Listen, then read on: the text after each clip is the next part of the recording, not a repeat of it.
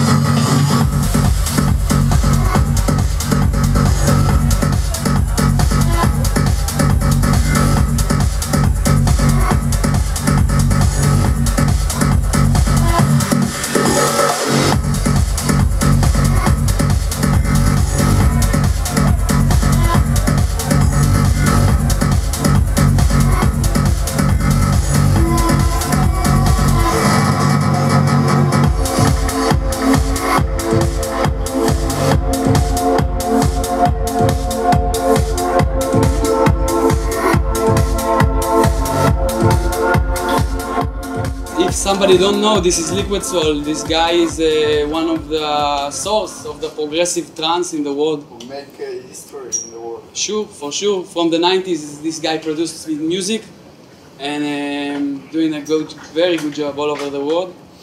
And now he was here in a great party. It was Independence Day. That's fine. Yeah, a really good party, and he played there also. With Yoni, actually. Yeah, with Yoni Ace Ventura, sorry. Yeah. So we will start from the beginning, when you was small, Nicola. Yeah, I was yeah. Really small one, you know. Very small, yeah. And I wanted to ask you, what is when you grow up, from what kind of influence you get your.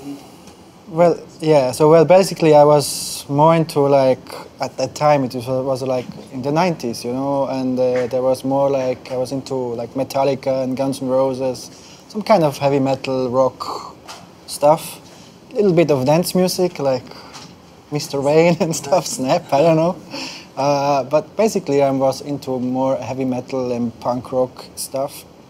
Until a friend of mine who was a few years older than me, I was in his home and he actually bought some vinyls and he said to me like, man, listen to this is techno, you know, trance. I don't know, actually it was techno at the time they called it. And he showed me this and I was like, in 1 second I was in love with that. I don't know, it just like, I always thought I know what I like, but somehow it was something really new and I really. Do you remember this moment that it catch you? Absolutely, yeah. Can you tell us about this moment? I can even tell you which song it was, so because it catched me like in 1 second, and I was like, "Wow, what is this?" And I like, yeah, "This is techno music." And so, okay, what is techno music? So yeah, it's like boom, boom, boom, and you know. So the track was on IQ Records from Sven Fett. His label was this.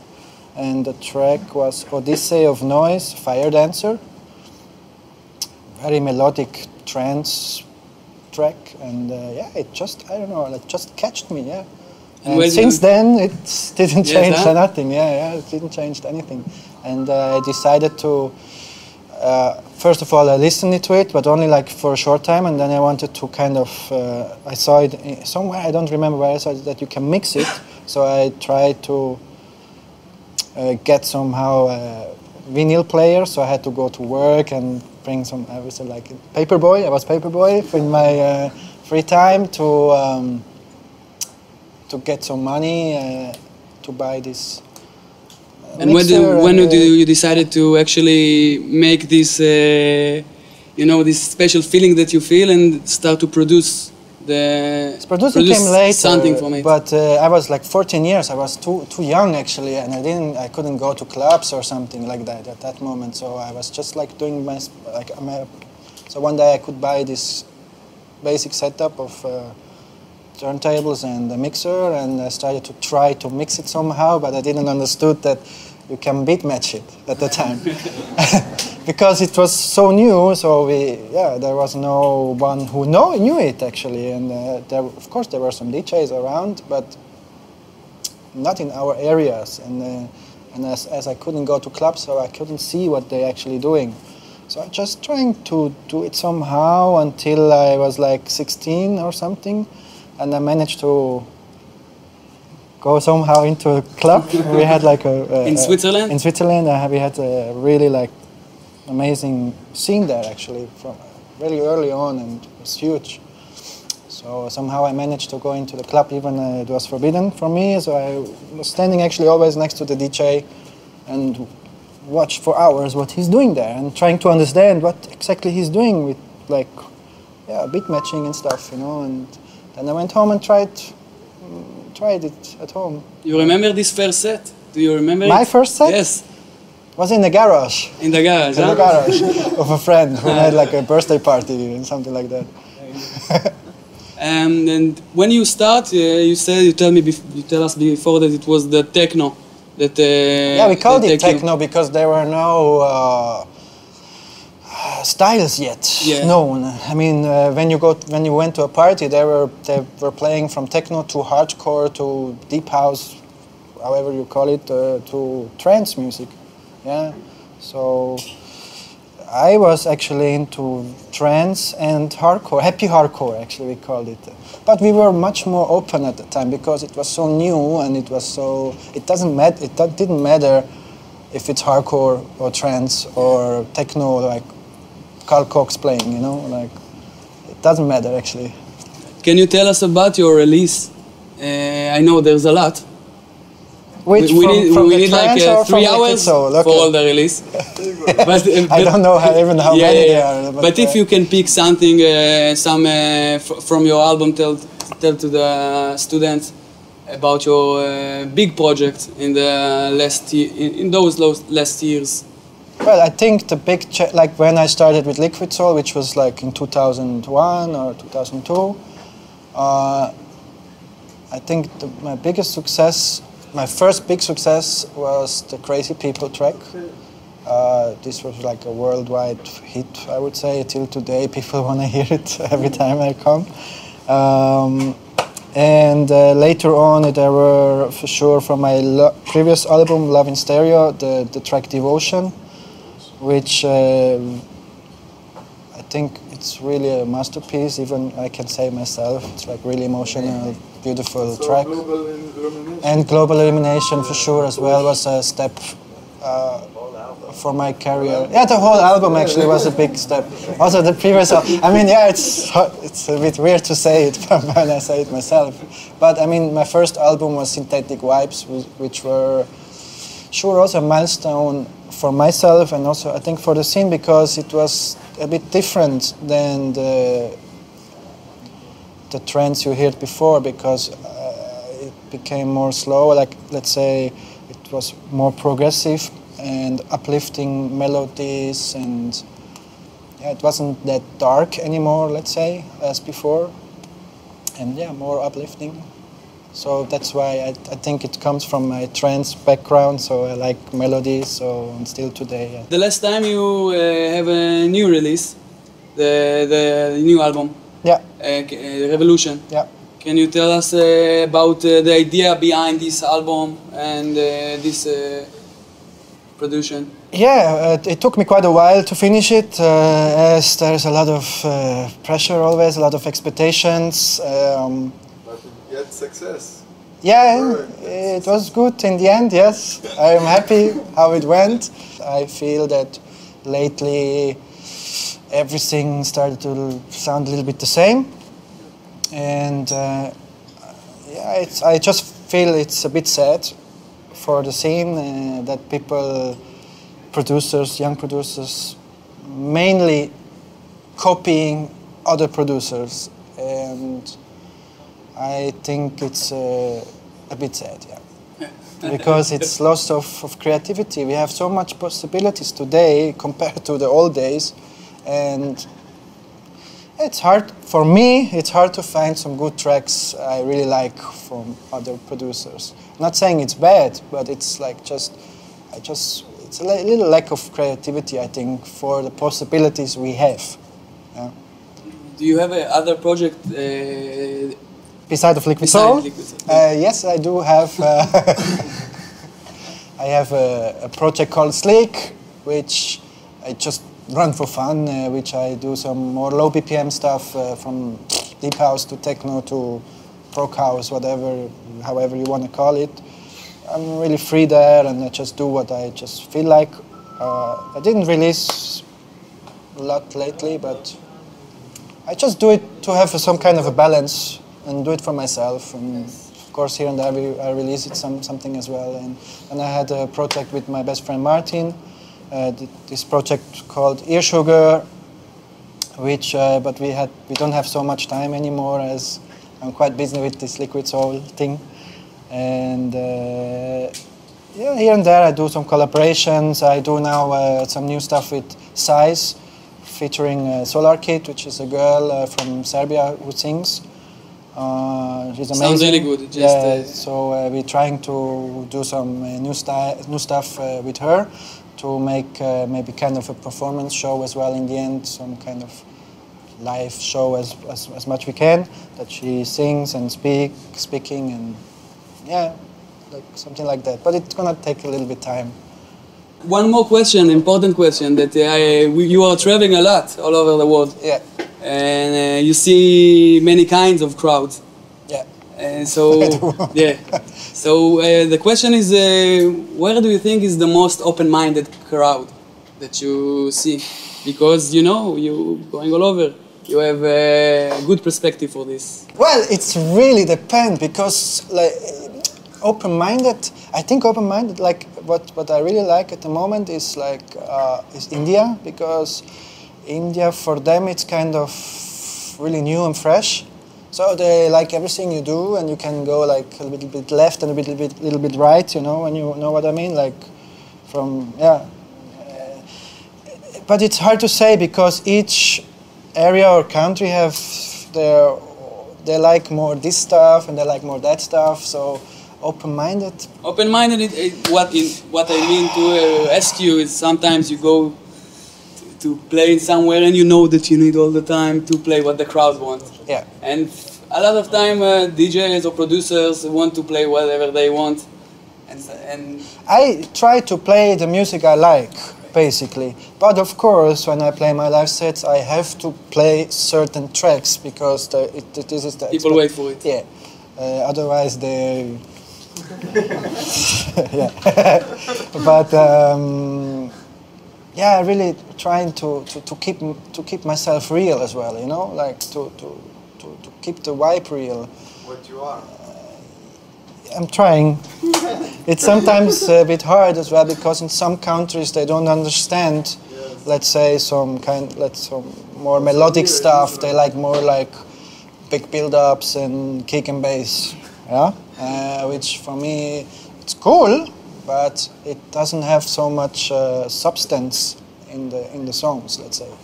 This is also my concept. I'm trying to do songs, not tracks, if you maybe understand what I mean. It's like important. A philosophy about that. And that's why I said before, it's a bit sad that everything sounds a little bit the same, because it's just like random parts after each other, which works, and I love it as well to play, but I just think... Where is the magic? Yeah. I'm not saying I'm doing the magic, or nobody else doing, but I'm trying at least to tell a story and to have a concept, to have a concept on each track. Yeah.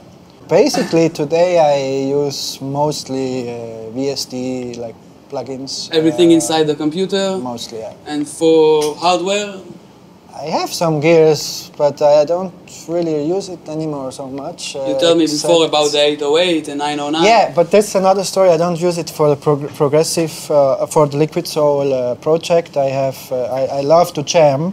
That means I have some gears, like old school gears from the early days, or I just bought a new TR9 and TR303, I don't know how it's called. 303? Yeah, but from the Roland, they just released this new series. Touch.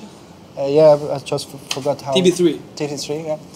And the TR9, which is amazing. It sounds actually as the original drum machine of 909 and 808.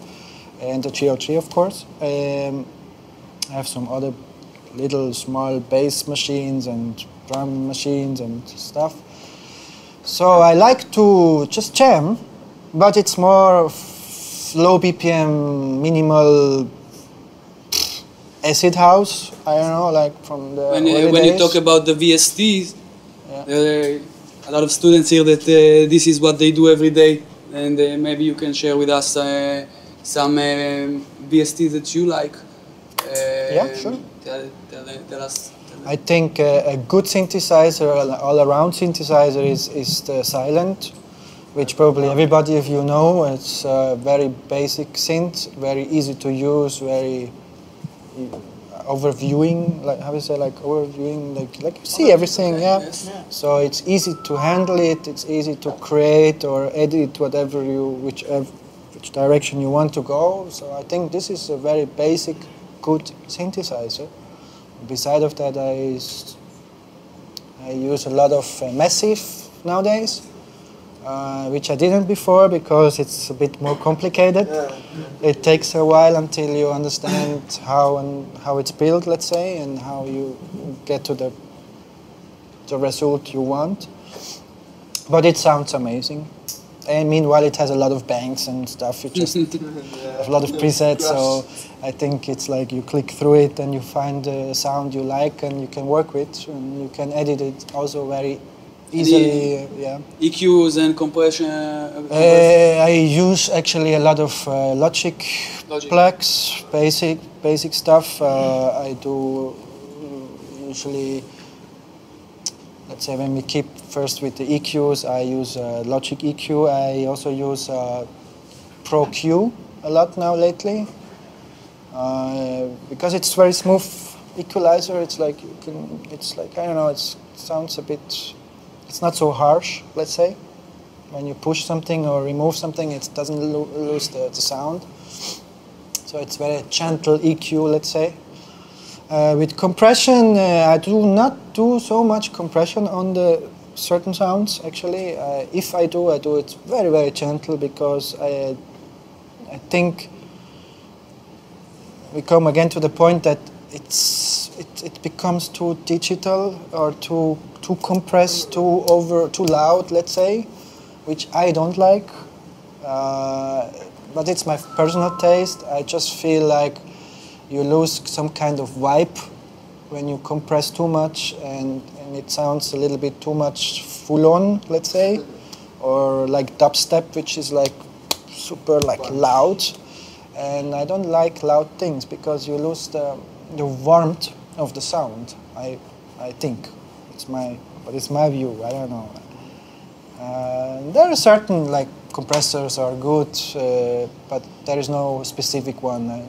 Actually, yeah. Can you tell us about the process that you go when you decided to make a new project, a new track? Yeah. And what is the stages that you go through? From the start of your track, how you start a track, from what tools you start the track, from the drums, from the scenes, from... So first of all, I produce in Logic 9 still, actually. And I have either an idea of which I want to put somehow into the system, but basically I start with a loop. I put some kick, some bass, some melody, some heads, some very basic. I maybe can show you something later how I started, just to have again to create some.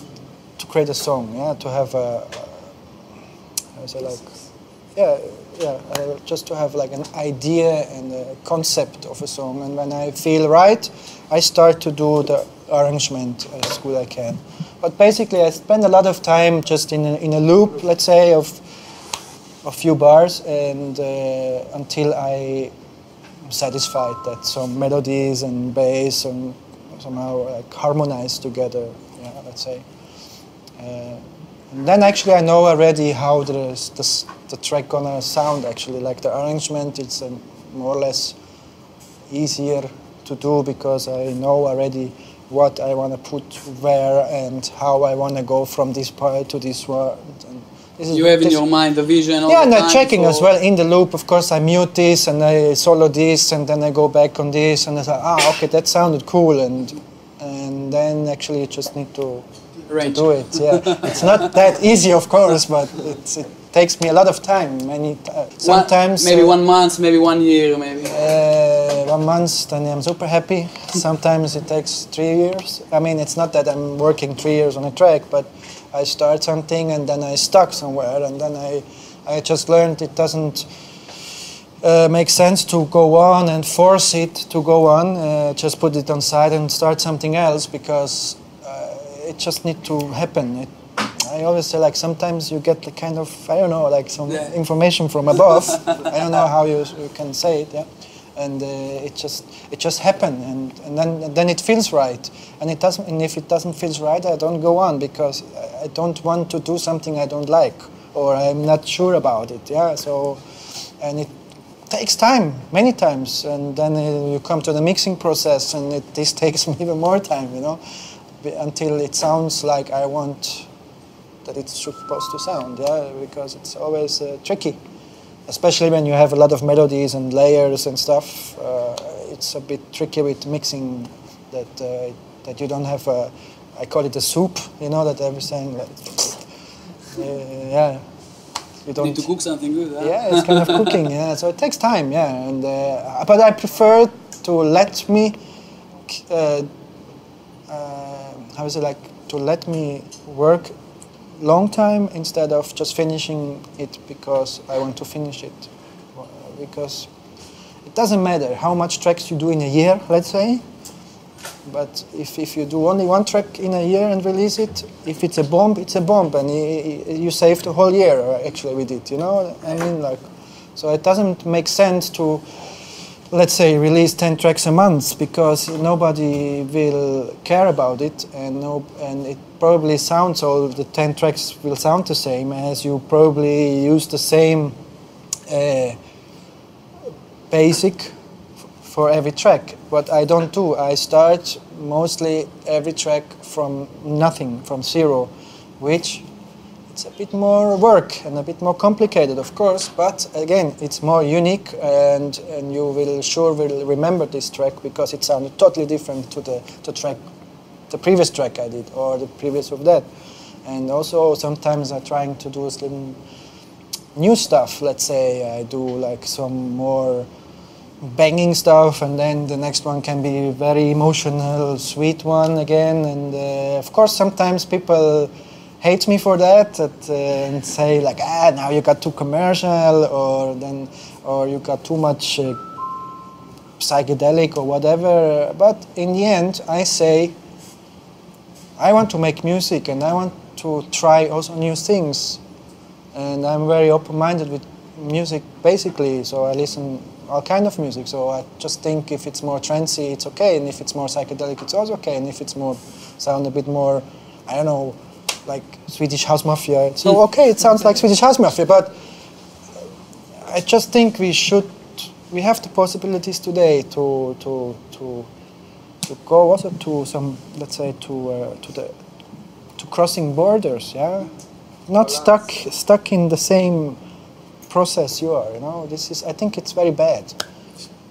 Yeah, I do what I want to do, and I think maybe this is the reason why you're so successful. Yeah, and on the other hand as well, like if it's too, let's say, commercial for the ones, other will suddenly like it and discover the psychedelic side, let's say, from a totally different scene, yeah, from a Eurotrance scene. What happened lately many times actually, which is cool, yes, I think, very cool. Because it's... You open the mind to the people. Yeah, and it's also open mind for myself, because it's always new experiences you do, and also new mixing ways you do, because some styles you mix different, yeah, let's say, yeah. And your mastering, do you do your mastering, or you send your mastering? Some I do myself. I used to do it only myself. I did also a lot of for other labels, as my own, like as Iboga, for example. I did a lot of mastering for them in the past years, but I stopped to do that because I was just too busy, and Today I do master myself, but I started to give the tracks to Ido Ophir, you might know, Domestic. Ido Ophir. He's a genius, I think. Full genius. He knows Number what he's one doing. in Israel. Yeah, he knows what he's doing. He has a really good ears, let's say. And I really trust him, and he did also my album, and that's what I like on him, that he didn't push it to the max, you know. It's not like Still others have the air. still have air. It's not just like, you know, because you lose the dynamics and you lose the vibe, you lose the warmth, and then you lose everything when you just go into compressing like hell and limiter on top and another. Correct me if I'm wrong, but it seems like it was a stage that everybody take the sound to the edge of the compression, and now it's become because people it's stupid. start to bring the air. It's stupid. It doesn't make sense in my view to push it to the max, because what happens is, okay, you are louder than the others. It's like, we call it a loudness war.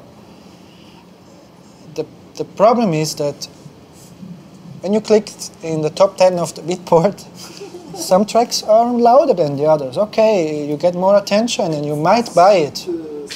But when you be on stage and you play it, you have to put the gain back on your mixer when you play this song. So in the end, the average volume gonna be lower than the one who has air, because it's logic, because it's just like, it's just too loud. So you have to reduce the volume in the end from the loud track, which has no dynamic, no bass, because no bass. You lose a lot of sub frequencies, which makes it more,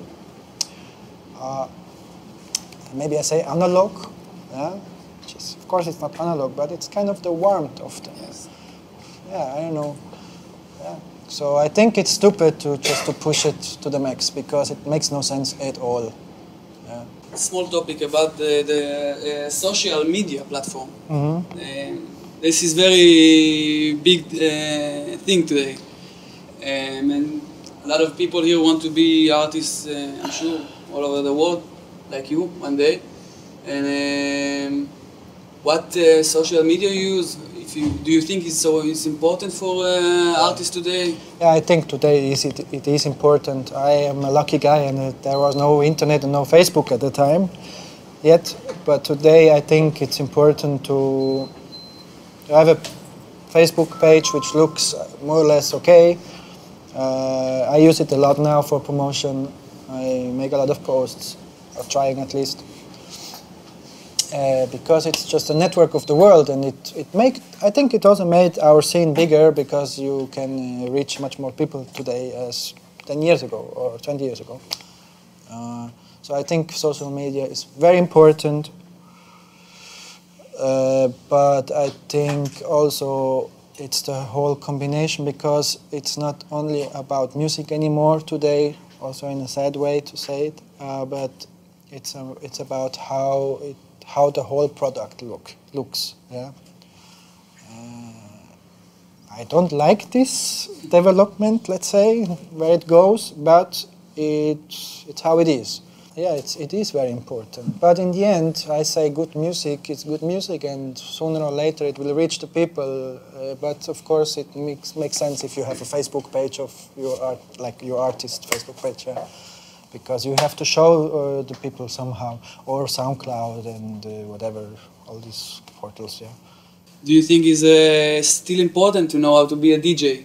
I do, yes. Disc jockey, you know. Well, I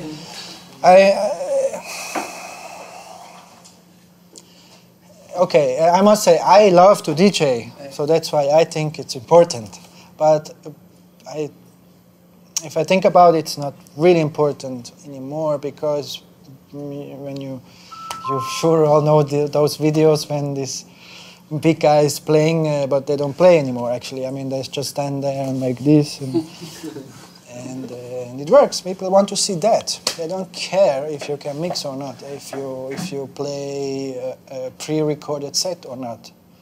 And even you do, people talk about it and say, they play pre-recorded set. So, but in the end, it makes another promotion because it goes around in Facebook and everybody say like, Swedish House Mafia don't even mix anymore. But in the end, they became more big because everybody knows them now. And it's, of course they had some good tracks, but I don't know if it's really important to be a good DJ. I don't know, actually. I just think but the it's DJ... important that you know that this guy is a DJ in his blood, you know, everywhere. We talked about before, like in 10 years ago, it was important to be a good DJ, so you had to improve yourself to keep people on the dance floor and bring the people to certain points, let's say, in state of mind, I don't know, like state of trance.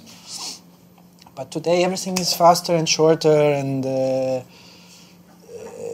even me, I usually play, like for example here in Israel, I usually play 1 hour, which is in a way okay, but in another way it's like 1 hour. What is 1 hour? Can you really bring people to a certain point within 1 hour? Yes, okay, it's energetic, and you try to push everything to the max, you know, and push a lot of things together to have a lot of climax, let's say, within 1 hour. But I think it's a bit sad because we used to play at least 3 hours to improve yourself, to bring the people to a point where they are like, crazy. Wow, you know, instead of trance, let's say, yeah. But it's a different time now, yeah. Maybe it will be again. Maybe. I think it's also the right way. Maybe it's also an overdose now today a little bit. Somebody need to talk. It's taking him some time to talk. The DJ need to talk with music, so sometimes it's about telling a story. If you are good, you will tell them a story, and you're gonna have a perfect ending. You know that nobody will. Like that everybody remembers what you told them, kind of, you know, and how the story ends. Now, before we finish, there's a lot of students here that want to hear some tips. So if you can tell some something that you can share with us. So basically, what I'm thinking as a tip, what I'm saying is like be original, don't copy, listen what others doing. And maybe when you're in a process where you just started to produce, try to copy. It's okay because it's kind of learning to listen what they do and how you do it. But in the end, if you want to succeed, I think it's very important to be original. Find your own style, find your own sound, whatever whatever style it is, because you have to be unique to succeed, I think, because people otherwise don't hear you, because you're one of millions who have a laptop and have a synthesizer on it, you know. Everybody can make music today. So it's important to find your style, to be comfortable what you are doing, and the rest is just like work, actually, you know, I think. Hard work, yeah, it's hard work. It's a lot of time. I mean, people always think like, to be DJ producer is like a good life. Yeah, it is a good life, but it's on the other hand, it's like hard and tough. I mean, you spend so much time in the studio or in the plane or whatever. These people don't see. They just see the hour you make, like, ooh, it's party, you know, and having fun. But it's not the reality. The reality is it's a lot of work and hard work, a lot of time you spend, a lot of, let's say, a price you have to pay for that. Means also like don't see your friends so much, or don't making your girlfriend always pissed and so on, you know. So yeah, because it's normal, you know, it's how it is. But really try to love what you're doing, to be comfortable what you're doing, and to be original. Yeah, really, because everything what else it's. You see it in the last 10 years in this scene, in the progressive, all the people copying each other, staying where they are. They cannot, make the last step. Let's say this is what I feel or what I saw. What your age was when you started to produce your? To produce around 16, I think. Okay. Yeah. When I started with 14, I discovered everything. I started to DJing, but I always thought like, but we could.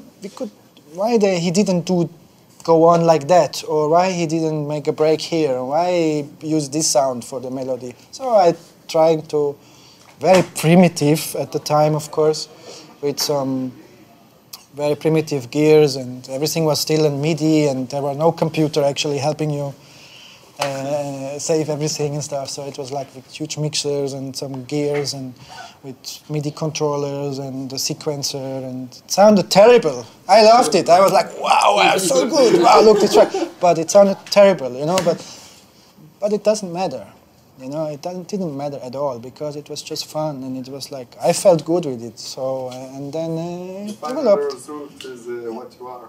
Yeah. In the real. Yeah, I love it. You know. Yes. Two questions.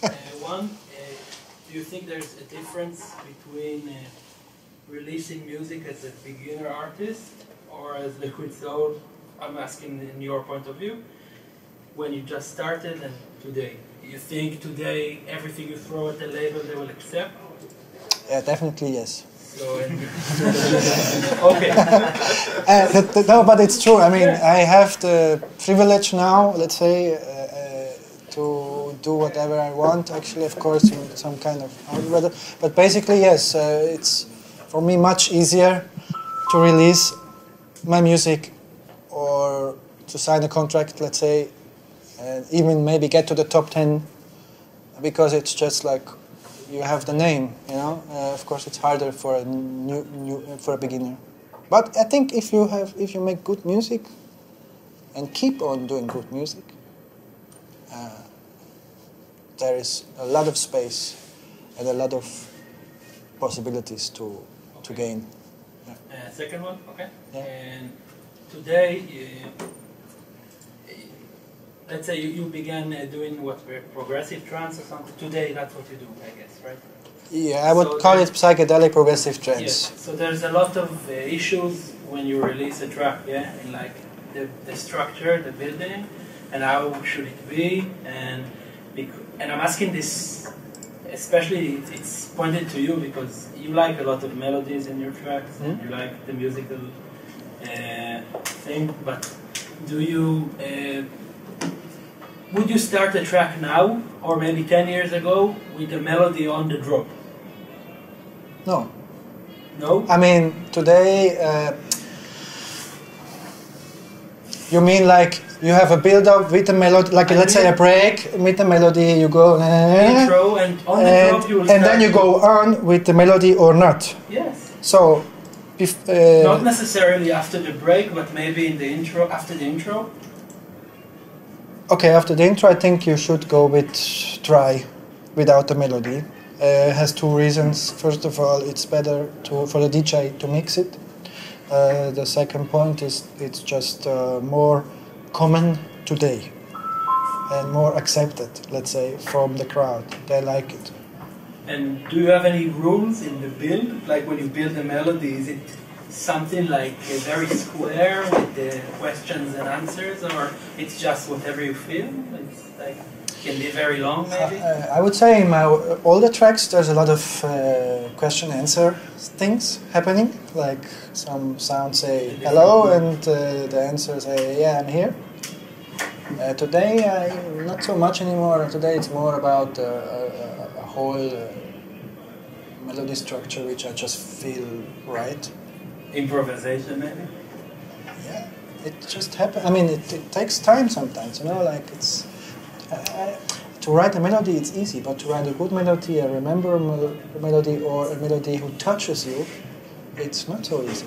So it takes, also to me, it takes fucking ages sometimes. Yeah, it's not that I'm a magician and I sit in the studio and write another beautiful, emotional melody. It's not like that at all. So it takes time, and then sometimes you get to the point and sometimes not, and so you throw it away and try something new. Yeah. do you take like different influence from different genres, and where all the students and whatever should look for good influence to do like something creative and new? Yeah, I mean, I think it's important to be open to a lot of music, different music styles. I listen to many things. I personally like a lot of chill out. What? Chill out, lounge, chill out stuff. But I also listen to, even like, I also listen to the new EDM stuff. Not that I like it at all, actually, but I think it's important to be open to those things, you know, because it's somehow many people on this world love it. It popped up like from nothing in 1 year. It was the biggest, it's the biggest thing now. So it must have something in it what people love. So I can actually, I did some new track. I'm still working on it. I can show you maybe later, which has some EDM influences. Many people are gonna hate me for that, I know, because it's kind of, yeah. But I think, why not? It's part of the game. Why not? If I do it in my way, it's still my way, and it's still me. You cannot satisfy all your fans or people who like you, because it's a static, as he said, it's a static development of style, let's say. Psychedelic trance doesn't sound like 10 years ago. Progressive trance, what I did 10 years ago, it was much more groovy, much more kind of, let's say, slow, even though it's the same BPM, but it was more like groovy bass lines, more question answering. Today it's more, let's say, full-on-isher, straighter. We had the time like 2 years ago until now, we had a lot of build-ups all the time, which we didn't have before. Like crazy, like ooh, no, and then kick bass. This was really not, let's say, unexpected 10 years ago. We could like, what? No, you cannot do that. So now, but now it's what you cannot do and go on with the melody, you know? So it's always changing. So I just say, like, if I do something like that, let's say, and take some EDM influences, I'm checking out my boundaries as well, and I'm trying to do something new. And the funny thing is that when I play, especially this track, people fucking freaking out. Which track is it?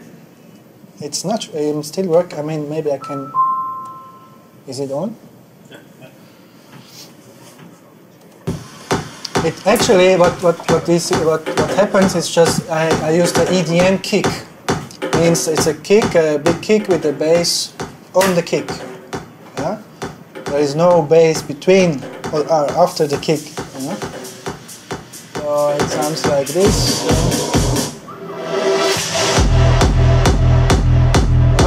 Okay, very familiar to EDM. Yeah?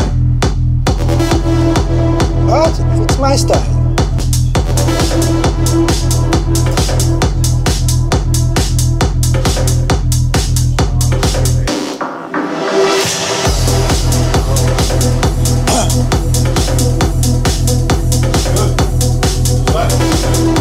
Now comes the melody, and I think you will notice my way, you know. Because to stick in the same genre, same style, it's bad for you, I think. And it doesn't mean that I'm gonna keep on doing that. But here and there, I will try new things, and I think it's important. And as I see, people reacting good on it. Yeah, it's good. So maybe it's also because it's Liquid Soul playing. I don't know if it's really good. For some it's too... Many artists, right, get inspiration, you know, from regular stuff, girlfriend, family. What is like the strangest thing that inspired you to write a track? I don't mean that it's a regular stuff, yeah, but like I think, love or something. yeah, but I would say love, and I would say also when you're really sad, when something happened, something bad happened to you, because then you're in a state of very emotional, yeah, in an emotional state. So I think it helps you, even it's bad or good, for good, it helps you to create some, especially melodies, to create some emotional, yeah, melodies. I don't know, like you feel it maybe better because you're more sensitive at the moment you're doing it, instead of being like running or being tired or running around all the time and don't have also time for yourself, let's say, which happens many times, you know, you just run from one place to another and you don't even know where you are. But so it's not then it's not a good situation to write a nice melody. But maybe it's a good situation to write something like banging, you know, let's say. Just found this before I left at home, and this was actually, I was on traveling somewhere, and this was the beginning when I started a track, and it was actually this one. You might know this. From my last album, Revolution. So what I did,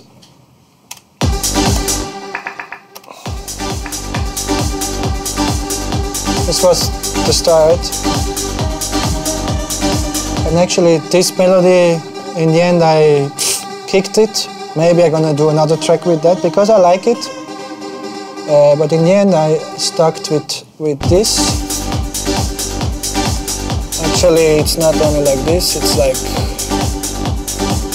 And then you see I tried already to add some more notes, but I deleted it, muted it again, so I mute it again, so I mean it sounds like this. And then, and if I am in that kind of state, I feel really comfortable with this loop. Very simple loop actually. There's not much happening because it's only this lead. But I felt it's fucking, I don't know, but it's also kind of new style, yeah? It's not really psychedelic, it's even more Eurotrance. But if you add the right kick and bass, it's okay. I don't know. So it's important to it's important that it fits together and create something out of it, and then after you have a loop like that, it's actually almost logic already what you're gonna do, because with you can work with only this lead so much, okay, which is a silent.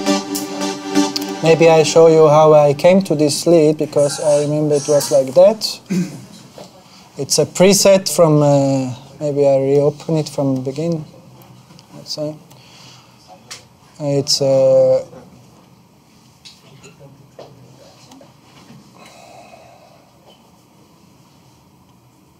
no. It's really one of the first leads here. It's called Follow. It sounds like this already. It's 1 second, sorry. But it sounded a bit too trancy for me, and what I can maybe recommend you when you have some kind of leads like that, to get more punch, because some people actually ask me, how you make this like this?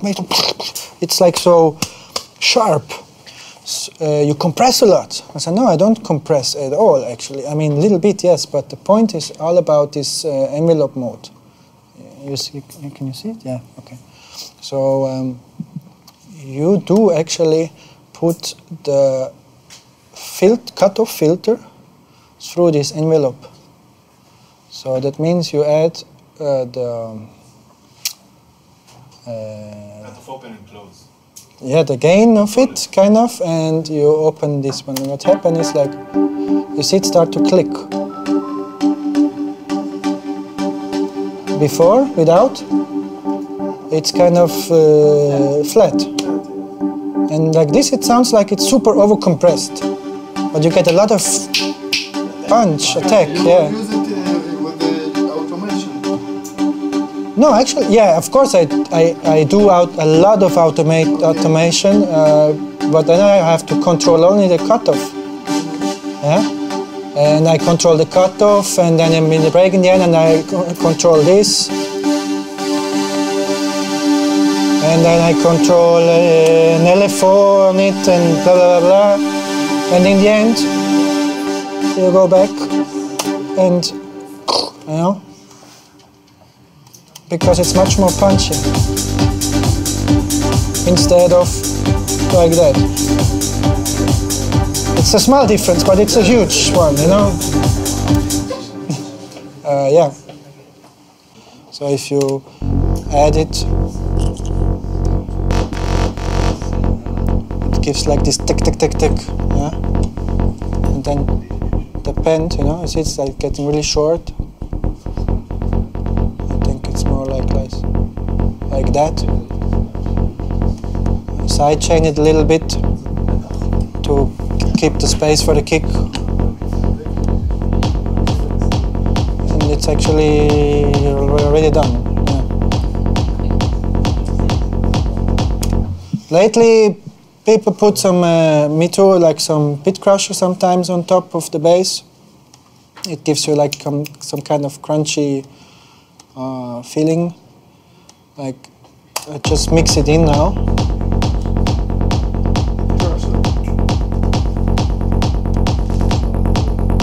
You hear? Yeah. Crispy. Without. But you need, yeah. Need to be careful with it, but it makes it more, I don't know, crispy. Yeah, as you say. But it's depend what you're doing, you know, it's always, I don't want a crispy when I'm being in an emotional track. But if I'm in a banging track, I put some, even on the kick, Reshef, Captain Hook actually started with that, and it sounds really good when he's doing it. So, yeah. So we want to thank Nicola. Yeah, I hope...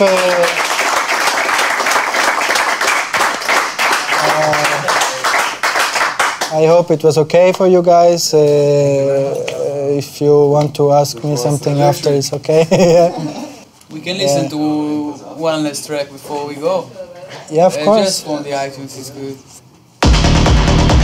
Okay. Israelis like it loud. Good is that, man.